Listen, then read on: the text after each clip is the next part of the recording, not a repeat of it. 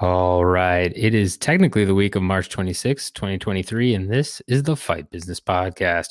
I'm your host, Patrick Auger, and today we've got four main topics we're going to cover. First and foremost, Leon Edwards versus Colby Covington. Is it the best matchup for business? After Edwards defeated Kamaru Usman at UFC 278, Dana White was insistent that Colby Covington will be next for the 170-pound strap, and a lot of people are scratching their heads at this one. And admittedly, for the first time, maybe in this podcast's history, I too was scratching my head at this from a business perspective. At least on the surface, the numbers didn't really make a ton of sense. Meritocracy-wise, didn't make a ton of sense. But I did some digging, and I'm going to do a little detective work to explain why the UFC might be so insistent on putting Covington and Edwards together as the next title fight at 170 pounds. Then we're going to talk about PFL Europe, which kicked off their season this past weekend, although American viewers were unable to watch it, at least legally.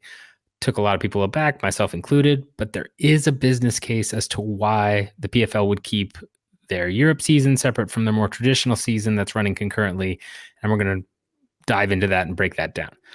Then we're going to talk about MMA judging, not for too long, but we have to address it given what happened at UFC San Antonio, especially in the main event.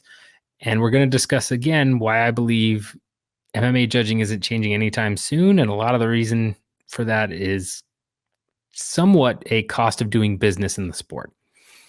Last but not least, we're going to talk about my favorite and most nerdy, business nerdy segment for this week, which is a possibility of Endeavor buying WWE by spinning off the UFC into a separate company. Is that possible? I'll explain how it technically is and whether or not Endeavor might actually be looking into it, because there are signs it's at least being researched. So with that in mind, timestamps at the bottom as always, and let's go ahead and dive right in. All right. So first up, we need to discuss what seems to be set as the next 170-pound title fight in the UFC, Leon Edwards versus Colby Covington. When Dana White was asked about this at the 278 press conference, as well as since then, he's been insistent that Covington is next in line. Yeah, Colby's next. Yeah. And there's been quite the backlash to this announcement in the hardcore fan community and among media members, rightfully so. I mean, if you're looking at this from a meritocratic standpoint, Covington does not have much of an argument, especially over, guys like Belal Muhammad, even Shavkat Rakhmonov, who just recently beat Jeff Neal, right? You've got a lot of people that probably deserve it a little bit more. Technically, if you look at the rankings, Covington is ranked number 2. He would be next in line from that perspective, but the UFC rankings are always kind of wonky, right? We know this. We've seen some rankings where you got to do a double take just because it doesn't make much sense as to why a certain person is ranked a certain way. But all that aside, usually when this happens, I am able to pretty easily make a business argument as to why someone is getting a title shot over someone else. It's usually comes down to someone is drawing particular numbers well, or is on enough of a hot streak that they want to give them a shot at becoming a crossover star. Sometimes it's because they're going into a particular new region in the world and they want somebody to be the face of that, or at least have the opportunity to be the face of that. And so they get the push. This time, though, it's tough, right? If you look at Colby Covington's numbers historically, from a viewership and pay-per-view perspective, they're not that great. The last pay-per-view he headlined was against Jorge Masvidal, which was a non-title fight, right? And is one of the very few non-title fight headliners that was planned too. It wasn't like a last minute, oh, here you go. It was semi-planned, which is a big deal. We know that at least did worse than Gaethje versus Oliveira, UFC 274.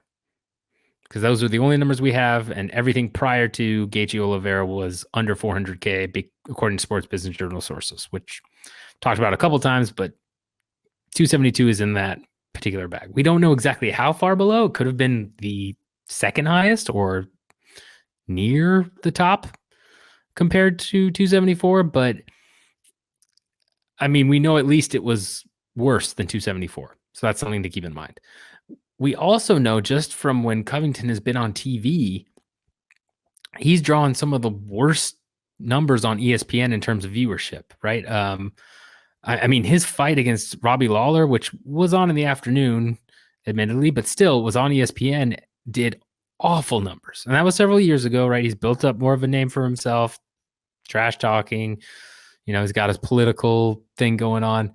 But man, it was something else in terms of just bad numbers, to be honest.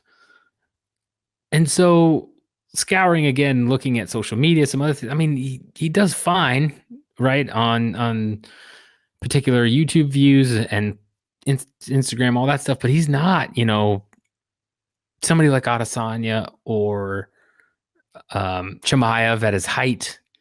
That's not Covington's strong suit here.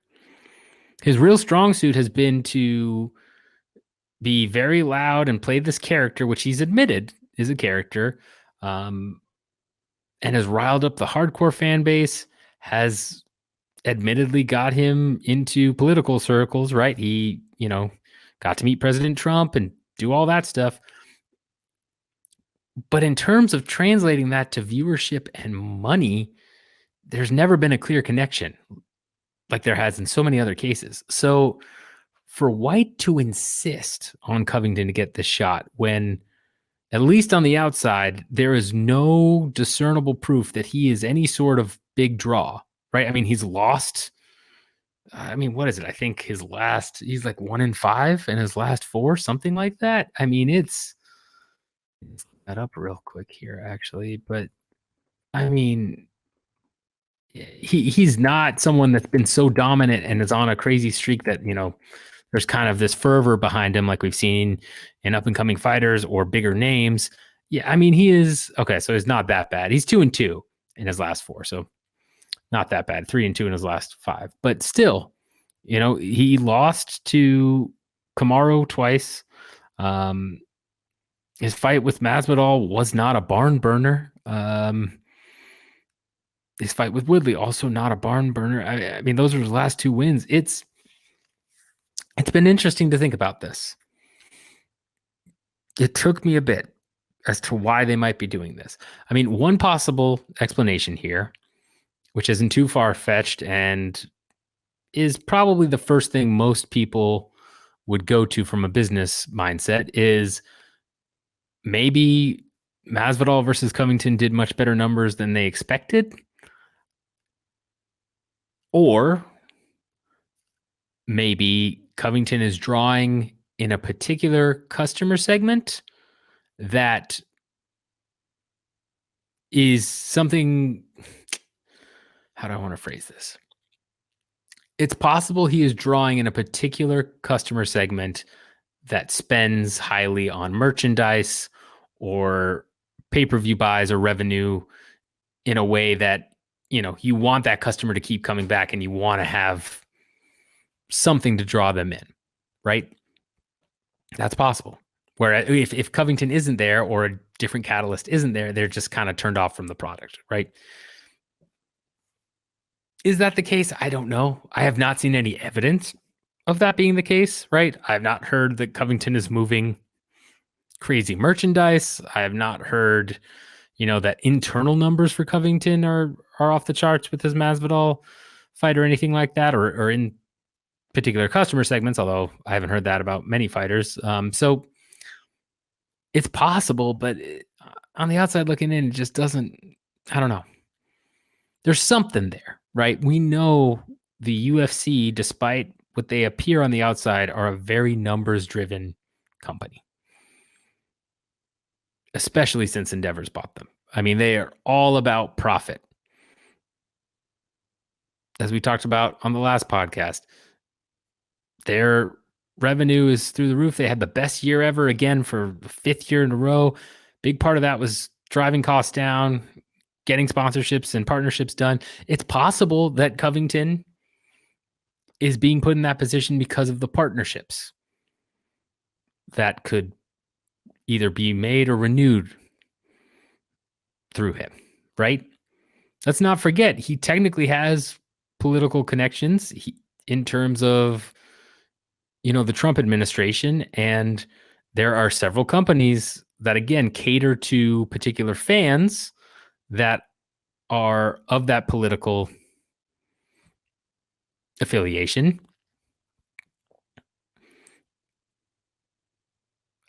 Black Rifle Coffee Co. was, I believe, a sponsor that I don't know if they're still part of the UFC, but I mean, they were a big sponsor of Contender Series stuff, right? Some of the Apex fights, and they are, again, very much in that same target customer that Colby Covington would probably appeal to.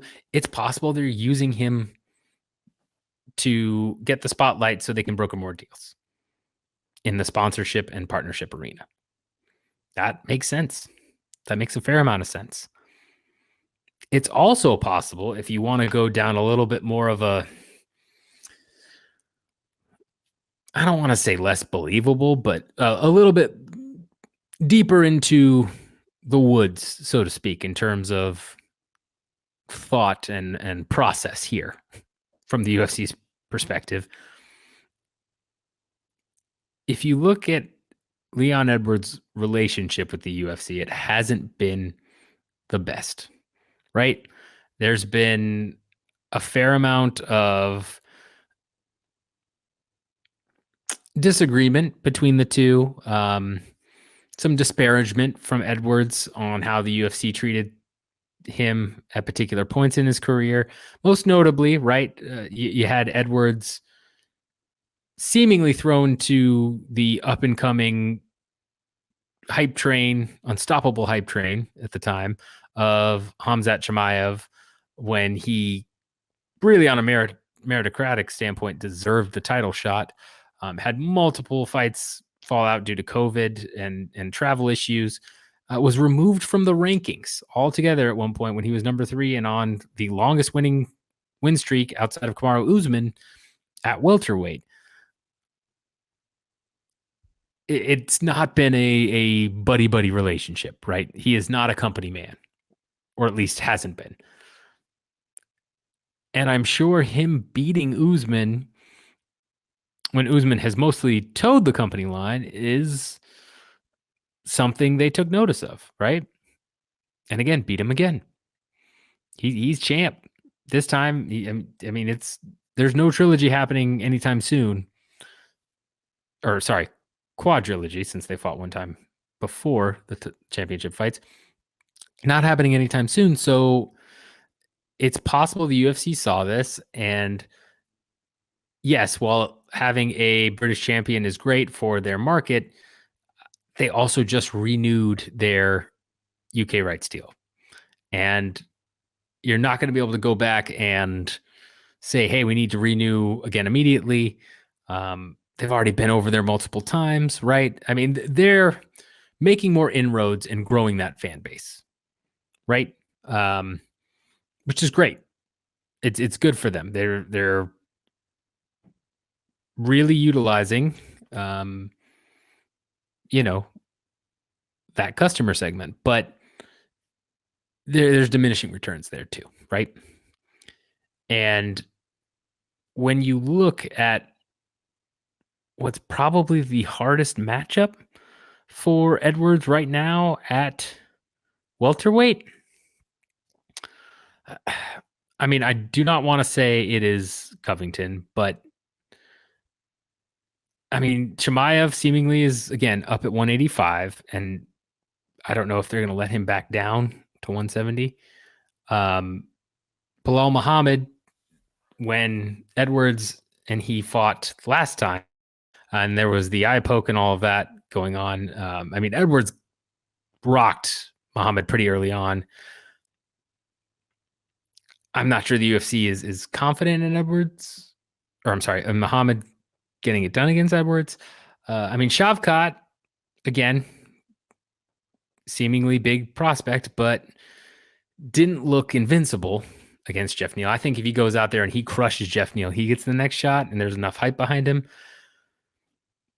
But it could be, again, that they're just looking to give Edwards a tough matchup. They're looking to give him something that will challenge him, because if Covington wins, that opens up more possibilities to push a future star from the UFC's perspective, somebody who could beat Covington and who would be viewed as the favorite and maybe, the good guy in a Covington fight, right?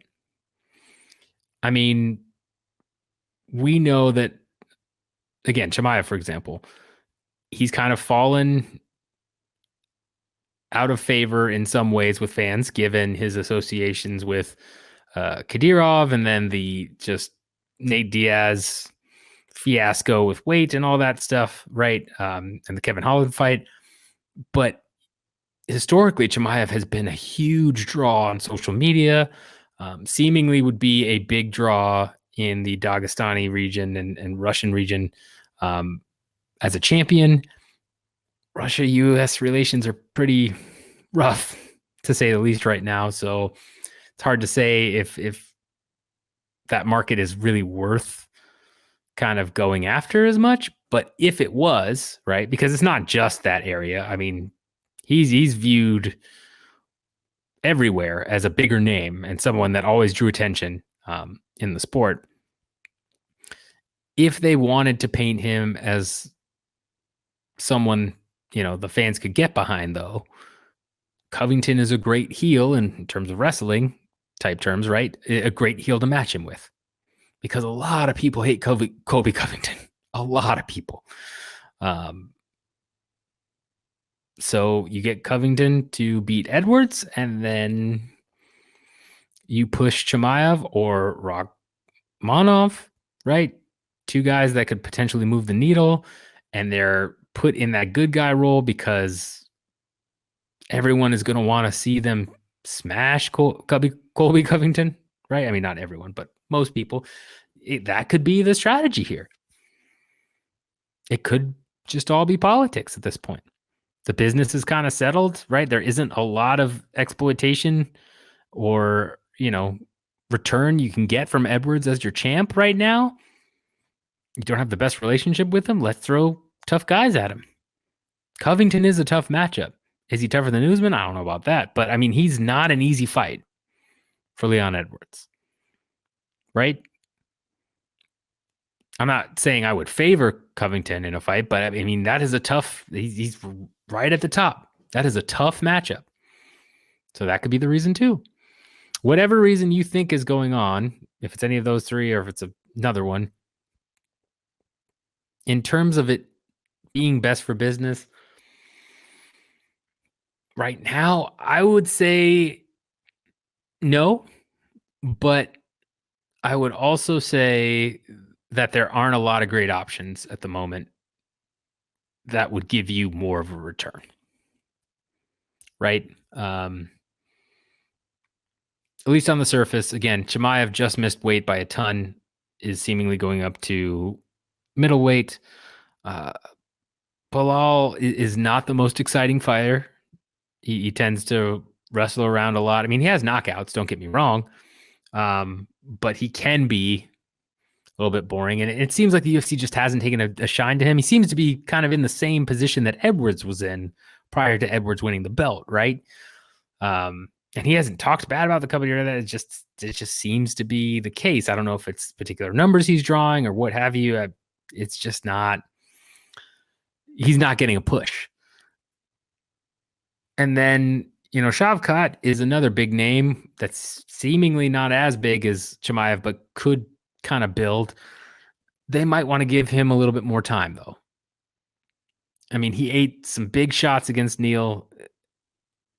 They might have looked at the tape at that and said, you know what, maybe not right yet. Maybe give him some time to shore up some holes in his game before having him go up against Leon, because they want to push him and they want him to eventually hold the belt. It's very possible. right? But I think no matter what decision you make here, there isn't a lot of return over the other at the moment. It's just not the way things have played out. Yes, you could do Masvidal and do the bad blood, but right now nobody believes that Masvidal is a legitimate threat to Edwards. If Masvidal gets past Burns, that's the fight to make, hands down. If he doesn't, it's not going to work just because Masvidal's already taken several losses and lost some of his shine, right? So let me know your thoughts and, comments here as to why you think they're going this way. But I think that's the reason that, Covington is getting the shot against Edwards. Personally, I think it comes down to a combination of Covington is a tough matchup for Edwards in the relationship, but there's probably some internal indicators and he might have sponsorship potential. It's hard to say, but it's got to be one of those three or a combination, in my opinion. Let me know what you guys think, because it's an interesting case as to why they're so insistent on this. All right, next up, we need to talk about PFL Europe, which kicked off their season this past weekend. Saw the highlights, some good fights, but strangely enough, could not watch it legally in the US. A lot of people, again, confused, scratching their heads on this. There's a little bit clearer business case here and some other things going on as to why the PFL may have made this decision, right? Because generally, you would assume they would want to target the US fan base. It's an extension of their product. It's just more fights. They do their regular season mostly in the US, and that season is broadcast abroad. Why would you not show the fights here? A big reason, I believe, probably comes down to the specifics around the World Series of Fighting transition to the PFL. So again, to give a little context here in case you're unaware, the Professional Fighters League is an evolution of World Series of Fighting, which used to be on NBC. It's where Justin Gagey comes from. Marlon Moraes came from there, right, and has now gone back and is fighting the PFL. But when they dissolved the World Series of Fighting and essentially seemingly declared bankruptcy and all this other stuff, they sold off a lot of their assets to the PFL, who bought the rights to use some of that stuff, rebrand, all that fun stuff. Lots of good articles out there in regards to this. There's one back at the Body Lock. I think you can still find it, by Michael Fidel, who covered this really in depth and talks about some of the deeper ties with managers and the PFL and WSOF. But ultimately what happened is a lot of the assets were sold off to a new group that then spun up the PFL with certain restrictions.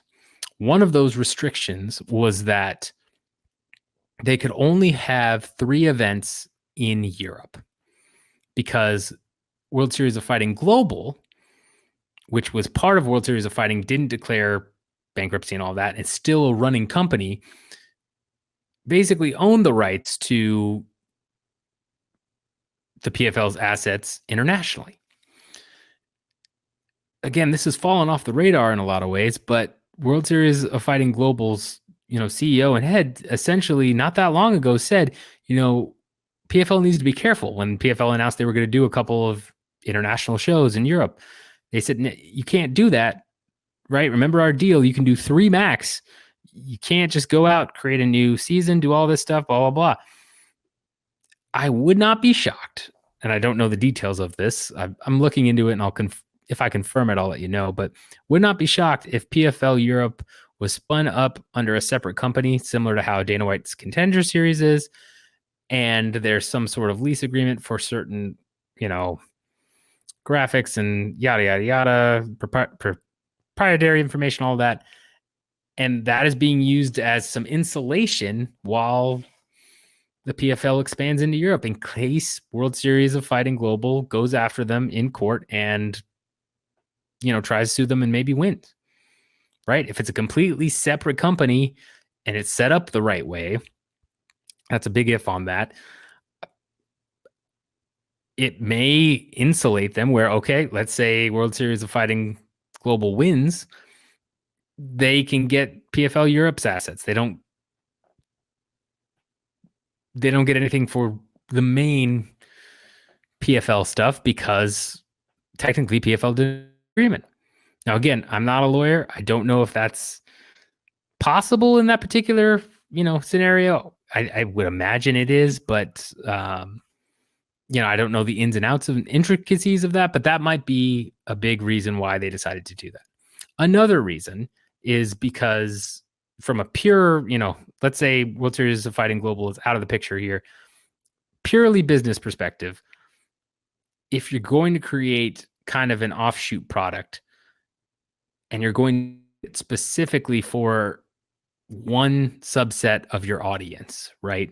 In this case, Europe, sometimes it's best to not pay the broadcast rights fees and the other, deals that would not need to get done in order to get it shown here in the US.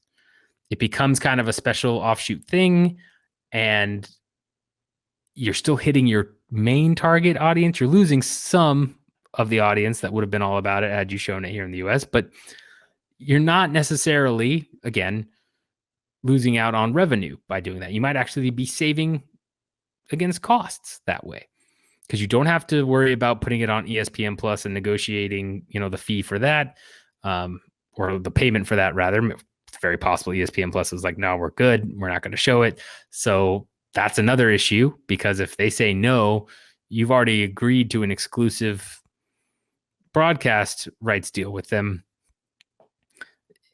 If it's technically all under the same umbrella and it's not, to insulate against a lawsuit, and ESPN Plus says no, well, you can't show it. It's not like you can take it and say, oh, well, okay, then you said no. It's first right of refusal, but then we're going to go somewhere else. That's not almost surely how the contract is set up, right? It's not you get first crack at this. If you don't want it, that's great, but we're sending it somewhere else. It could be. I mean, again, you've got PFL Challenger Series on other places outside of ESPN Plus.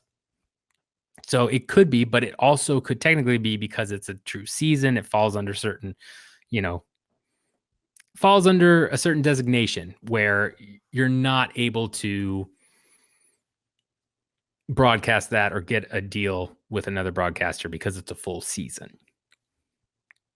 It's a full tournament. It's not a, hey, you fight in and, we pick people and it's kind of a different format show. It's like, yeah, this is just a PFL season with Europe slapped on it, right? A couple European faces, Dan Hardy, right? Bigger names in that area. So maybe you don't do it, because again, your target audience is Europe. And I mean, we know, right, that outside of the US is the majority of MMA viewership. Hari Emanuel has said this. CEO of Endeavor has said that, the majority of UFC viewership is outside the US.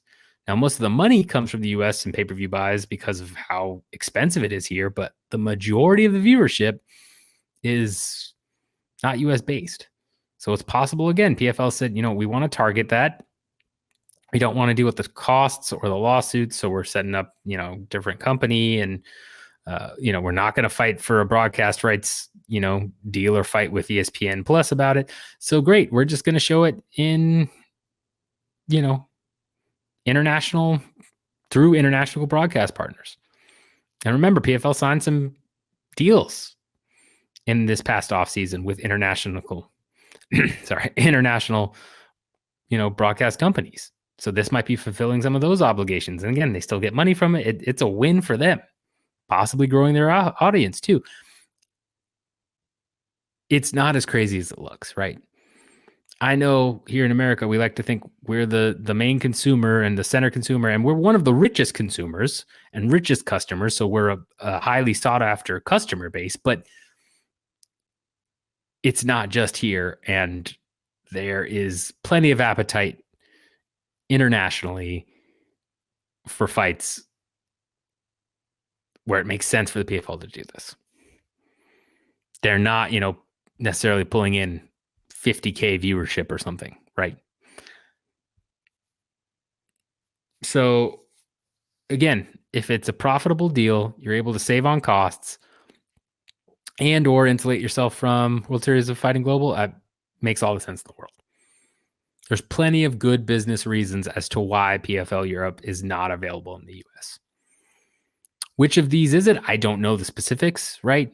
Again, could be a combination of everything, but it's not this, whoa, why would you not show it in the US? There's plenty of good reasons. Take your pick. I would bet money one of them that I've listed off is at least a major factor in the consideration. Which one, I don't know, but I mean, it's not that the company was saying, well, we want to do this PFL Europe and we only want to show it in Europe and internationally because it's PFL Europe. I highly doubt that was the pitch. Highly doubt it. Let me know if you're in the US, if you would have watched PFL Europe, if you would have been like, yeah, that's fine. Don't have the time. I don't care. And if, again, you're abroad, let me know if you did watch PFL Europe. Because I'm very curious to see how many people actually, we don't have the metrics, at least the same way we do here in the US. So curious to see what people thought if they did watch it, or if you found a way to watch it in the US. Would love to hear from you too. You don't have to tell me specifics, obviously, but just the appetite in general for another PFL season that's going on with completely different fighters. It's a completely separate tournament. Is that enticing to you guys? I am curious from a business perspective there. So let me know. All right. Next topic we're going to just briefly touch on, because we've talked about this at length many times before, but we need to just circle back to it for a little bit here, because MMA judging is once again the focal point of another UFC card. This time, the main event between Cory Sandhagen and Marlon Chito Vera, you had one judge who only had 4 professional judge bouts total give Vera a 48-47 scorecard, when pretty much universally it was looked at as a 50-45 or a 49-46 at a best case scenario in Sandhagen's favor. I'm sure you've been flooded with a ton of, why we need to change judging videos or interviews with people talking about judging, or here's the judging criteria, all that fun stuff. So we're not going to talk too much about it, but from a business perspective, from an industry perspective, it's going to be very hard to change MMA judging. Even overwhelming public dissension might not get it done, right? We've seen boxing where we've had scorecards. I mean, I think Canelo Triple G1 maybe was whichever one. Allied Bird just gave a ridiculous amount of rounds to Canelo. It didn't make any sense at all. We've seen that multiple times. We've seen photos and descriptions from multiple people of judges on their phones not paying attention to fights, high profile fights where they're supposed to judge. And in those cases, occasionally, the judge gets a reprimand or is retrained, and then they're put back on the circuit. Now, in this case, this guy seemed pretty green to the point where maybe there's enough public dissension. He's just kind of shelved and he doesn't get another crack, or if he does, it will be a long time. Who knows? But I mean, judging in MMA has always been a crapshoot, and it's not getting better necessarily. It's just kind of how it is. A huge reason for that is you're looking at an external force that the UFC, Bellator, PFL, any MMA promotion cannot control outside of one who has their own commission. But then again, they're not hosting the majority of their events in the US. And because of that external force, which is state athletic commissions, and the way the laws work, I mean, if you're having fights in the US, you are at the mercy of whoever they assign. And as long as, the state thinks they're fine and they've done a judging course and all this stuff, there's no incentive for them to, look at a terrible judge and say, we're pulling you, or we're going to, spend money and resources, really training everybody up, because First of all, again, in these athletic commissions, it's a lot of politics, right? In order to be put on a UFC card, you have to probably know someone within the athletic commission where you've, worked your way up the ranks and you're able to do this. It is rare they say, you know what, we're just going to pick so and so who's a, certified MMA judge, and we've, read his articles or he's done his research. Yeah, sure, we're going to pull him and we're going to put him on there. No, I mean, it's they almost never, for high profile fights, will go outside of, well-known people in the state athletic commission. Now they do, right, have a certain subset of group, I guess a subset group of judges that they pick for UFC fights, right? You'll see a lot of the same judges over and over on cards, not just UFC, Bellator too. Doug Crosby is a big one where a lot of people have, heard the interview with Chael Sonnen and they're like, what's going on here? All that stuff. But, it's a very political situation. And ultimately, promotions cannot force athletic commissions to make the call. And because the way the state works and laws work, if you're hosting fights in the UFC, if you're hosting fights in the United States, you're at the mercy of these athletic commissions. That's just how it is.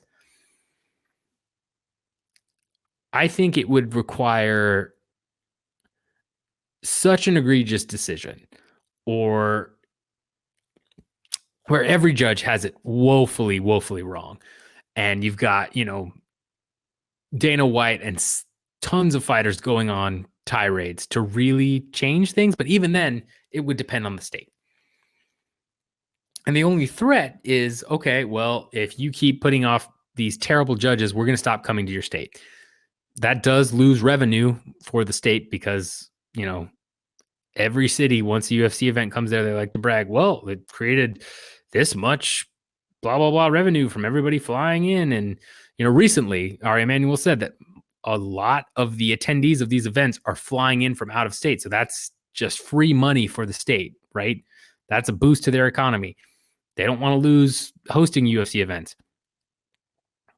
But conversely, the UFC needs that geographical diversification in order to keep the events being sellouts and being such a big thing. You see this in pro wrestling, probably is the most comparable, where if, WWE or AEW is going on a tour across the states, they'll sell out and they'll be, whoa, it's a big deal. First time they've been here in a year or 2 years. Great. We're great. But if they keep circling back to the same area, which is what WWE's biggest competitor, AEW, did a while ago, I think this past year, really, towards the end of the year, they kept circling back in the same region over and over. Ticket sales dwindled because it's not a, once in a year show anymore. It's okay. They're going to come back and they're going to come back. And wrestling is a little bit different, of course, but the same rules kind of apply for the UFC, right? Don't forget that prior to the pandemic, the UFC was going to certain places and they weren't selling out and they weren't drawing huge gates or huge viewership. I mean, UFC Wichita, Dos Santos versus Ivanov, right? Plenty of empty seats. When they were touring almost every week, there were plenty of non-sellouts or sellouts that didn't gross anywhere near what they're getting now. That's another advantage to hosting fights in the Apex, but they still need that geographical diversification. And there's other states they probably would like to go to less. I mean, i.e. California, which still reveals purses and has their hydration. They go back there, but it's far less than, say, Texas, that is much more friendly to business side of things in the UFC, despite the judging, which, I mean, I live here. I hear you, but there's a reason the UFC has continued to come back to Texas post-pandemic, right? They keep coming back here, whether it's Dallas, Houston, Austin, San Antonio, they keep coming back here. There's a reason for that. It's because they make a lot of good money and they probably get favorable deals for, site fees and all that, where, they get money for even coming here. That's a big part of the rationale. And again, unless it's so egregious where you're talking about, everyone is in agreement, it's 50-45 or 49-46 one way, and then every judge or two judges where you end up with an actual robbery decision happens, you're not going to get much pushback. Even when those situations have arisen, you usually get white screaming and cursing and a couple fighters screaming and cursing. Nothing ever really happens. They still go back to the same place. They just wait a little bit. From a business perspective, there's not much that can be done. It would require a major overhaul within athletic commissions, which they don't want to put the time and money into training and resources to do that. And they also want to give the opportunity to local people to judge too. So it's not just purely, the same 5 or 6 guys that are always judging UFC fights. It makes a lot of sense if you think about it from that perspective. So yeah, it's not going to change. I'm sorry, y'all. It sucks, but is what it is. Let me know your thoughts on it. But yeah, I don't see that changing anytime soon. And they will be back in Texas probably sooner rather than later. All right, last thing I'm going to touch on at this show and segment I'm most excited about is how Endeavor could buy WWE by spinning off the UFC into a separate company. Yes, you heard that right. Endeavor could purchase WWE by spinning off the UFC into its own separate company. How and why would they do this? Well, a little background on the situation. WWE is currently up for sale. It's not that big of a secret. They're asking for around $8 or $9 billion, which is high in many people's opinion. But, Vince McMahon, largest shareholder, he wants to get quite a bit of money for this. There's discussion of him wanting to still be involved, et cetera. But they're for sale. That's what you need to know from there. David Faber over at CNBC, a lot of companies have bowed out at this because of the price, but one company still technically interested is Endeavor. If you know Endeavor's financial background, which if you've been listening to this podcast for a while, it's pretty debt heavy, right? They're valued at around $11-12 billion. They've got about $5 billion in debt. On the surface, paying $8 or $9 billion for a company, you'd probably have to come up with quite a bit more debt to pull that off, right? Or you need a partner of some sort. Well, a reverse Morris trust allows you to kind of sidestep this. And a reverse Morris trust is a transaction. Let me get you the definition here. It's going to be pretty technical, but we'll break it down. But it is a transaction that combines a divisive reorganization or a spinoff with an acquisitive reorganization, statutory merger to allow a tax-free transfer of a subsidiary. So to break that down, right? This vehicle is commonly used as a way for someone to sell off part of their company, a subsidiary, to someone else and not have to pay taxes on it, which can be super advantageous, right? Some of these transactions are very high number. Obviously, you don't want to be paying billions of dollars or hundreds of millions of dollars in taxes. This allows them to get away with not having to do that. And I'm not going to go into the background of how this was created. It's, the classic financial mumbo jumbo, but it is something that is commonly used in particular situations. Probably the most high-profile recent example of this is when AT&T's Warner Media, did a merger with Discovery. AT&T owned Warner Media. They sold it off to Discovery, which is their reverse Morris trust partner, the acquisitive company, right? And it resulted in a new company. And this transaction, as long as you meet certain criteria, is tax-free. One of the criteria is that the original parent company of the subsidiary, in this case AT&T, has to at least retain 50.1% of the shareholders, or control of stock, right? So even though you're spinning this off to sell it and get the money from the sale, you're creating a new company where your parent shareholders, your original shareholders, have to own at least 51% 50.1% of the company. They still have to be in control of the company. A huge advantage of this, which brings to light why Endeavor might be all about this, right, is that what you can do with this particular transaction is push down debt into the spinoff subsidiary. So as part of a reverse Morris Trust transaction, the parent often leverages the subsidiary, reflecting a normal capital structure, and receives a special cash dividend from debt proceeds. This is known as the debt pushdown.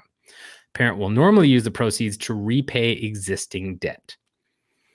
So in the case of AT&T and this new company, Warner Media and all that, they were able to do a debt push down of around $43 billion, where, again, AT&T, under this new company, transfers about $43 billion of debt to the new company and then takes that money, basically, the $43 billion that they pushed down, as a dividend. And they're able to take that money and pay down their own existing debt. Now think about this, right? Endeavor has a ton of debt right now, $5 billion. They've been making semi-aggressive payments to pay it down, but still quite a bit. If you did a reverse Morris Trust where you spin off the UFC and sell it off essentially with a partner, whatever partner you're going to, end up with, where you still maintain control of whatever this new company is, but it would be the UFC and then WWE, and it's merged into, let's call it NewCo, right? New company. You'd be able to push down a ton of that Endeavor debt into the new company and then, get a big special dividend, and suddenly your $5 billion in debt at Endeavor drops a lot lower.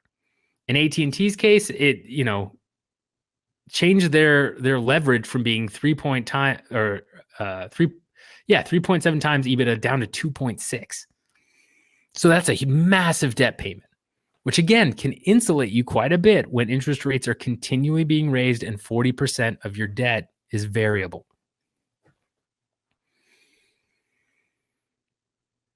Plus, yes, you've technically sold off the UFC into this new company, but you still retain ownership, or at least the shareholders of said company still retain ownership. So in a case where, like Endeavor, where R. Emanuel, Patrick Whitesell, all that contain so much of the voting shares of Endeavor, right? They're still going to maintain control of this new company, almost assuredly. Whoever they partner with will end up getting X amount of shares. I mean, in the AT&T Discovery scenario, Discovery got around 30% of ownership of this new company, and then 71% went to AT&T. And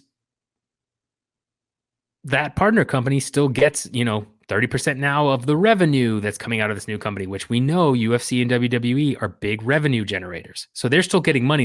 They're still getting, a win out of this. In the meantime, the UFC has basically been sold off tax-free to this new company.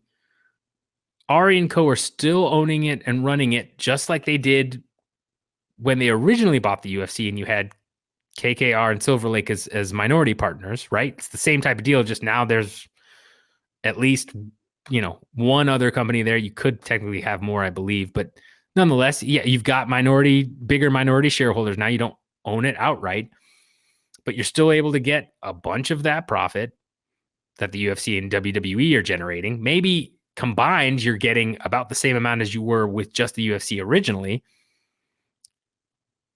And then your debt is drastically reduced. You've got way less debt on your balance sheet. You're way less levered up. Now, again, in order to make this transaction tax free. The new spinoff subsidiary must be bigger than the merger partner to make it work, which that would work, right? UFC is going to be technically bigger than WWE, despite what McMahon's asking for it. UFC is a bigger company. And then there's, rules on financials and you have to, parent must have control of the subsidiary and transaction has a valid business purpose, all that fun stuff. But I mean, the minutia would be satisfied. Endeavor's obviously exploring this because they want to see if it's possible, if they can pull this off. And if they did, again, not a crazy idea.